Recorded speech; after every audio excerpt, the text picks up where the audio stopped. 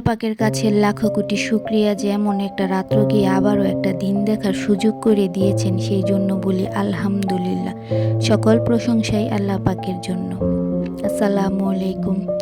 কি অবস্থা সবার? আশা করি সবাই ভালো আছেন। আল্লাহর রহমতে আমরাও ভালো আছি। তো যাই হোক, নতুন আরও একটা দিন। সকালে ঘর টর আর কি গোছানোরই তো দেখলাম পাতাগুলির মধ্যে আর কি অনেক ধুলা পড়ছে। মানে কোত্থেকে যে এত ধুলা আসে জানি না, মানে প্রতিদিনই পরিষ্কার করতে হয়। তো কালকে একটু পরিষ্কার করি না, একটু অলসতার কারণে বা একটু অন্য কাজ ছিল এই কারণে। তো দেখেন পাতাগুলির মধ্যে কেমন ধুলা পড়ছে, মানে ঘরের মধ্যে যে এত ধুলা কোথা থেকে আসে আল্লাহ পাক জানে। তো যাই হোক, তো এগুলি পরিষ্কার করতেছে আর কি লেগে জানি, মানে দুই একটা পাতা আছে না একদম শুকাই যাইতেছে। তো এই শুকানো পাতাগুলি মানে কি কি জন্য আর কি শুকায় জানি না। তো কেউ যদি জানেন একটু জানাবেন। পাতা তো শুকাইবে এটা তো জানি, তারপরে মানে কয়েকটা পাতা মানে একটু দিয়া শুকাইছে আর এমনি ভালো আর কি রয়েছে।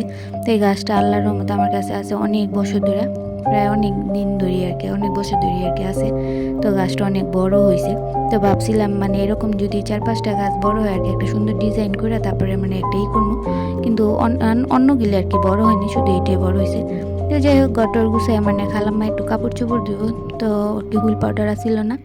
তো আমার মানে ঘরের মধ্যে তো আমি আর কি একবার আইনা রাখি, তো ওইখান থেকে একটা আর কি নিলাম, নিয়ে এগুলির ডাইলা নিলাম।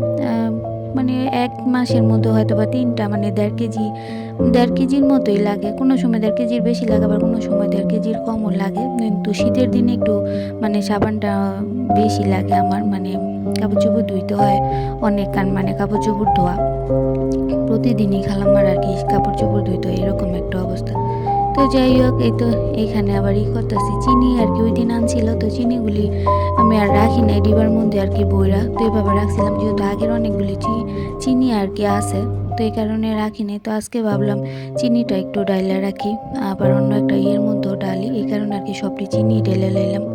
ওই দিন আছে চিনি আর কি রাখছিলাম, পরে চিনি আমি বুঝতে পারিনি কিসের আর কি লেগে জানি, মানে পলিটা ছিঁড়ে গেছে আর অনেকগুলি চিনি আর কি খাবড়ে গেছে। আর চিনি কিন্তু মানে একবার যদি ওইভাবে পড়ে যায় তারপরে কিন্তু কেমন আঠা আঠা একটা বা গল্লা আঠা আঠা একটা ভাব হয়ে যায়। তো এই কারণে ভাবলাম চিনি আর এইভাবে রাখা যাবে না, 2টা পলি দিয়ে রাখছিলাম। মনে হয় ওই যে আমার হ্যান্ড ব্লেন্ডার আছে একটা, ওইটার আর কি খুঁচা লেগে তারপর আর কি এই যে এইটা পলিথিন আর কি ছিঁড়া গেছিল গাপ, তারপর অনেকগুলি চিনি আর কি পড়ে গেছে আর কেমন আঠালো আঠালো ভাব হয়ে গেছে। এগুলি পরিষ্কার করতে করতে অনেকটা সময় লেগে গেছে। তো এই কারণে ভাবলাম সবগুলি চিনি আছে না ডাইলা ভাবলাম। তো এই কাচের জারটার মধ্যে ডালতেছি। কাচের জার আমার মানে কয়েকটাই আছে, কিন্তু কাচের জার আছে না একদম সাবধানে ব্যবহার করতে হয়, আলতো আলতো করে ধরতে হয়। এই কারণে না আমি কাচের জার আছে না বেশি একটা ব্যবহার করি না। আমারও কতটি কাচের জার আছে, কিন্তু আমি কাচেরটা আর কি ব্যবহার করি না। প্লাস্টিকের জিনিসটা ব্যবহার করে ধৈরাই করলে মানে যেরকম একটা হয় সুবিধা পাই, ওই রকম মানে কাচের জিনিস জানি কেমন আলতো আলতো লাগে। আবার একটু রাখতে নিলে একটু জোরে আর কি, মানে একটু মানে আছে না যে অনেক সময় তিতিলে একটু জোরে শব্দ হয়, তো কেমন জানি মানে ভেঙে গেল এরকম একটা মানে টেনশন থাকে।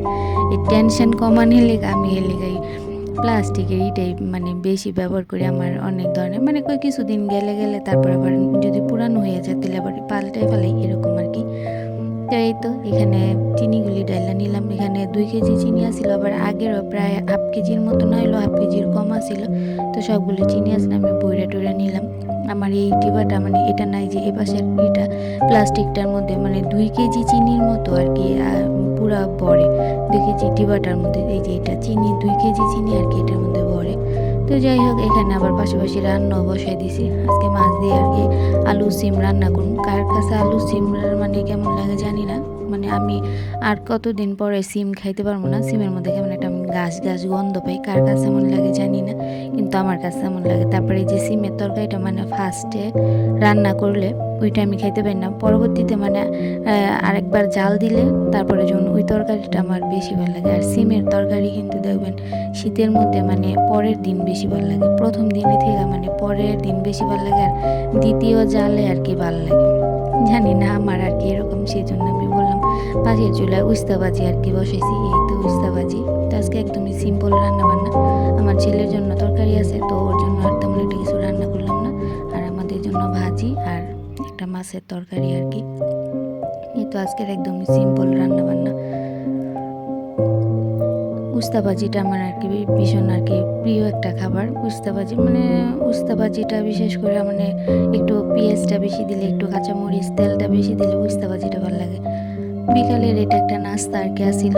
তো অনেকেই বলে চায়ের সাথে নাকি আর কি এই যে আনারস খাইলে মানে কি হয়, কার কাছে কার কি হয় জানি না, আমার কিন্তু কিছুই হয় না। আমি কিন্তু এই যে আনারসটা খাইয়ে মনে করেন 1 কাপ না সরি 1 মগ দুধ চা খাইছি। আমার আবার অল্প স্বল্প চায়ে আর কি পেট ভরে না, আমি আবার 1 মগ চা খাই।